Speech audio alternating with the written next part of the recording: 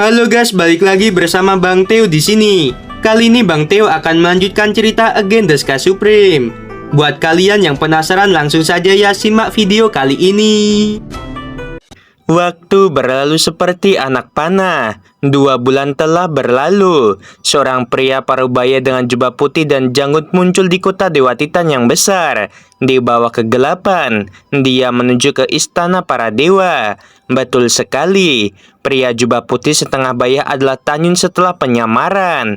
Istana para dewa luar biasa, dan gerbang mansion setinggi 5.000 kaki.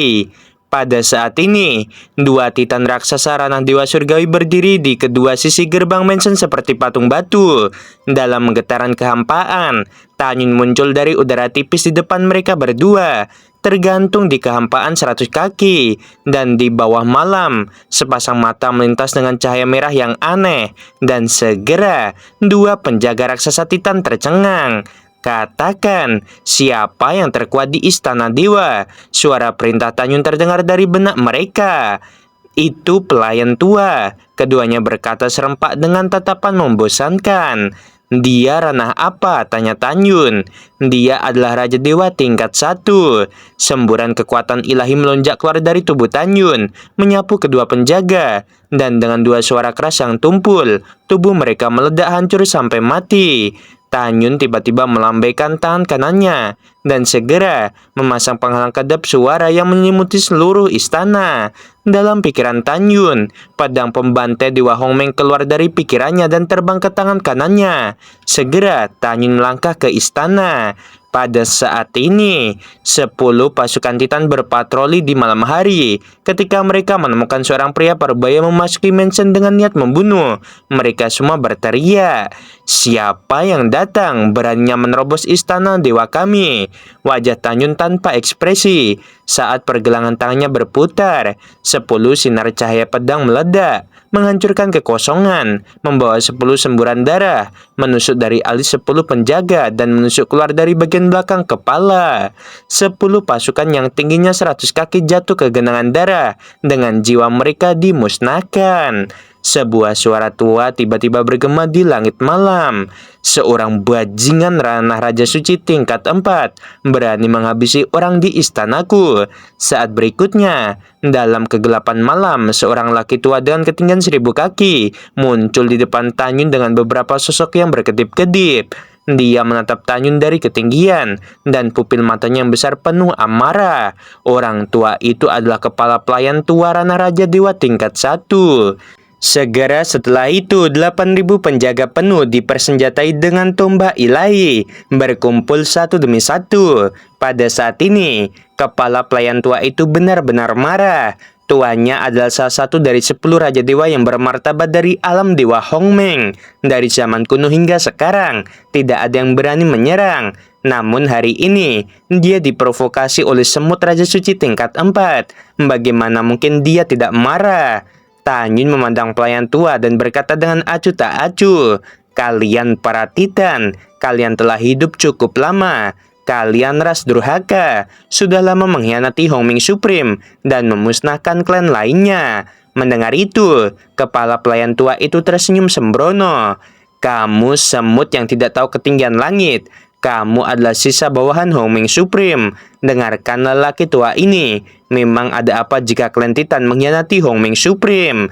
Mendengar itu, 8.000 penjaga di belakang kepala pelayan tua semuanya tertawa. "Itu benar. Apa itu Hongmeng Supreme? Bagaimana jika kita berkhianat?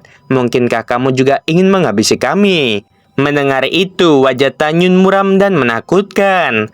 Anak dari pelayan tua bernama Sarkuru memancarkan aura seorang kaisar suci tingkat 4.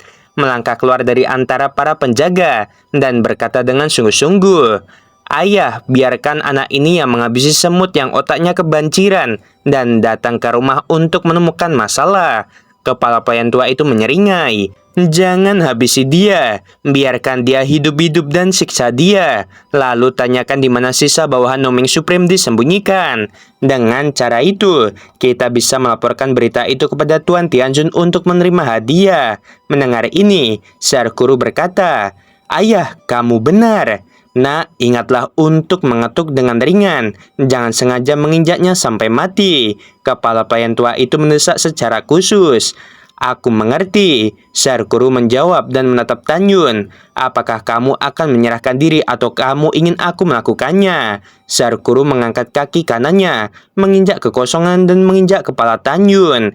Tanyun meludahkan kata kematian, melakukan langkah Dewa Hongmeng, dan dengan cepat menggambar busur dari ketinggian rendah, muncul di atas kepala Sarkuru, dan menikam pedang bagian atas kepalanya. Segera, cahaya pedang raksasa menembus kepala Sarkuru seperti kilat. Darah memercik dan tulang ditembak ke segala arah. Mayat tanpa kepala itu jatuh ke tanah. Dari aksi Tanyun hingga Sarkuru mati, seluruh proses selesai dalam sekejap mata, dan kepala pelayan tua yang cepat tidak bisa bersantai sama sekali. Tepatnya, pelayan tua itu tidak pernah berpikir bahwa Tanyun akan begitu kuat dalam tantangan lompatan. Pada saat ini, 8.000 penjaga benar-benar terpana. Mereka tidak menyangka bahwa Sarkuru, Kaisar Suci tingkat 4, yang bermartabat akan sangat rentan terhadap Tanyun. Tubuh kepala pelayan tua itu bergetar, matanya yang keruh dipenuhi air mata, dan dia menatap Tanyun. Dasar sialan, lelaki tua ini akan membuatmu menjadi abu. Saat kekosongan runtuh satu demi satu, kepala pelayan tua itu dipenuhi dengan aura kuat dari Raja Dewa tingkat 1. Dia mengangkat kaki kanannya dan membanting ke arah Tanyun. Yisan, ayo lakukan. Saat Tanyun mendengus, tiba-tiba Yisan mengeluarkan kekuatan magis kurungan. Hampir pada saat yang sama, Tanyun menginjak tanah dengan kedua kaki di tanah. Tubuhnya melesat ribuan kaki ke belakang dan berkata dengan sungguh-sungguh, tubuh pertempuran Hongmeng, armor dewa kematian, armor pertempuran.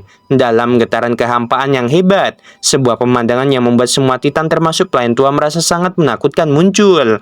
Tapi itu adalah tubuh Tanyun yang telah melambung tinggi, mencapai 12.000 kaki. Dalam sekejap mata, armor dewa kematian muncul di tubuhnya. Pada saat ini, Tanyun, meskipun kekuatan sucinya juga telah dipenjara, kekuatannya telah melonjak ke titik di mana satu pukulan dapat menghancurkan artefak rendah tingkat 10. Penjaga Titan setinggi 100 kaki di halaman. Dia tampak sangat kecil ketika menghadapi Tanyun. Di seluruh dunia, di antara umat manusia, hanya Hongmeng Supreme yang sudah mati memiliki tubuh tirani Hongmeng yang dapat membuat tubuh menjadi sangat besar.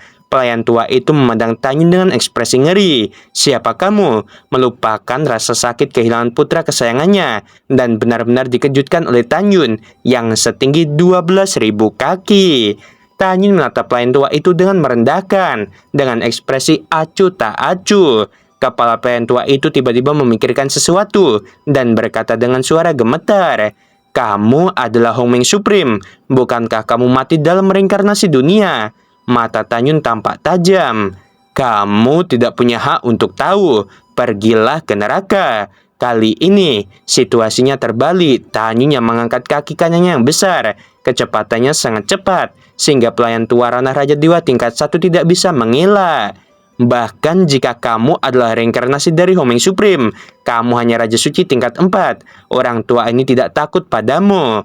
Pelayan tua mengepalkan tinjunya dan tiba-tiba membanting kaki kanan Tanyun. Dalam suara retakan tulang yang jelas, teriakan pengurus pelayan tua itu tiba-tiba terputus. Lengannya segera patah dan Tanyun menginjak seluruh tubuhnya, mengubahnya menjadi roti daging. Jiwa Raja Dewa miliknya musnah sebelum mereka terbang keluar dari pikirannya. Adegan ini bukan masalah sepele, menakuti 8.000 penjaga. Lari, pelayan tua sudah mati. Kita sama sekali bukan tandingannya. 8.000 penjaga berteriak ngeri. Mereka mencoba melarikan diri. Tanyun berteriak, memegang pedang sepanjang 8.000 kaki dan menebasnya ke arah para penjaga. Pada saat yang sama dengan pemenggalan, setiap kali Tanyun mengambil langkah, seorang penjaga tubuhnya hancur dan mati. Setelah waktu yang singkat, istana penuh darah dan tidak ada yang selamat. Tubuh Tanyun kembali normal dan dia berjalan keluar dari istana dengan acuh tak acuh. Setelah itu, Tanyun memegang pedang dan memenggal ribuan penjaga sebelum meninggalkan gerbang kota. Dia mengeluarkan perahu dan mengendarai menuju langit timur, menghilang di bawah sinar bulan yang cerah. Selanjutnya, Tanyun berencana pergi ke tempat rahasia terdekat dengan kota Dewa Titan untuk menemukan mantan bawahannya.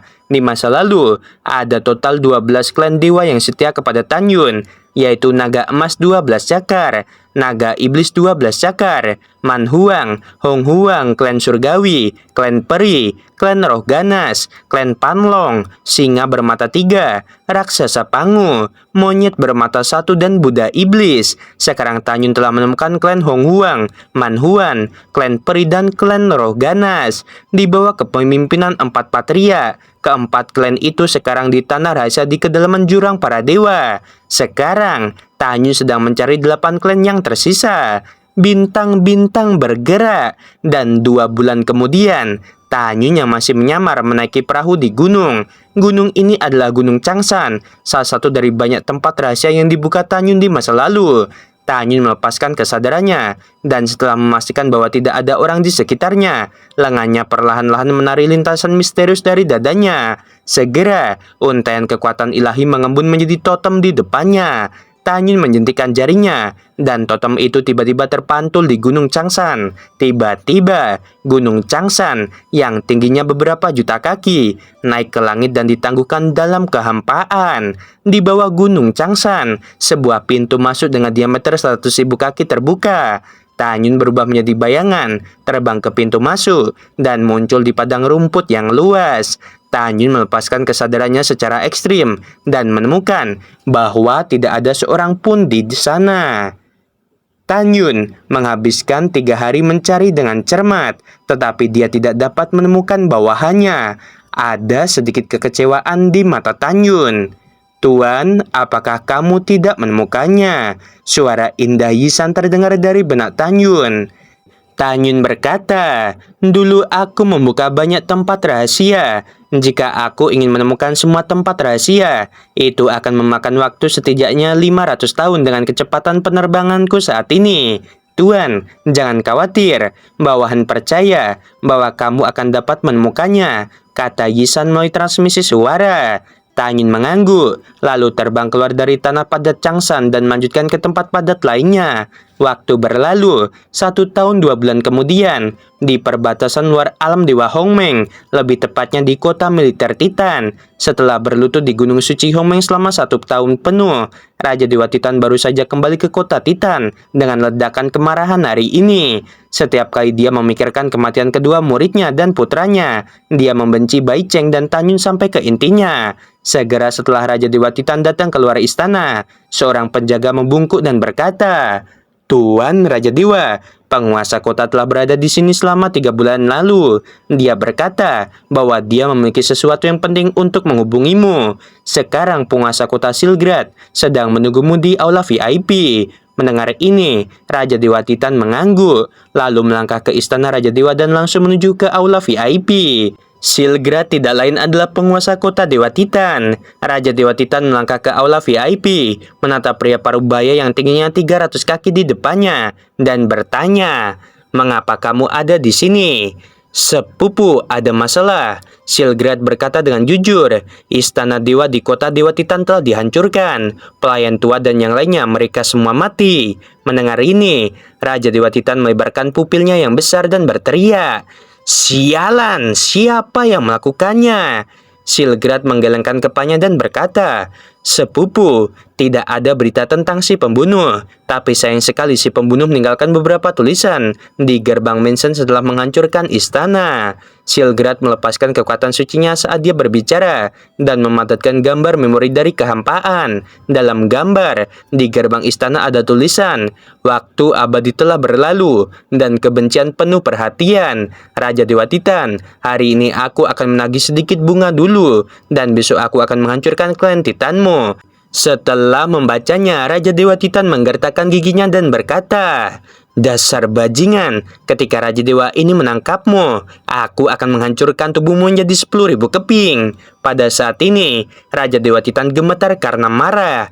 "Sepupu, tenanglah," Silgrad menghibur. Raja Dewa Titan mengepalkan tinjunya dengan erat, berderit mengerutkan kening dan berkata, "Waktu abadi telah berlalu, dan kebencian penuh perhatian. Dari kata-kata ini dapat dilihat bahwa si pembunuh telah membuat kebencian denganku. Tapi dalam ingatanku, sejauh ini hanya ada dua kelompok musuh. Kelompok pertama adalah sisa-sisa bawahan mantan Homing Supreme, dan kelompok kedua adalah pasukan keluarga Bai. Tapi sisa-sisa bawahan Homing Supreme telah lama menghilang, dan aku tidak ingat berapa ribu tahun mereka tidak muncul. Bahkan jika mereka keluar untuk membalas dendam, mereka harus terlebih dahulu membalas dendam pada Sanpeng dan Raja Dewa tertinggi.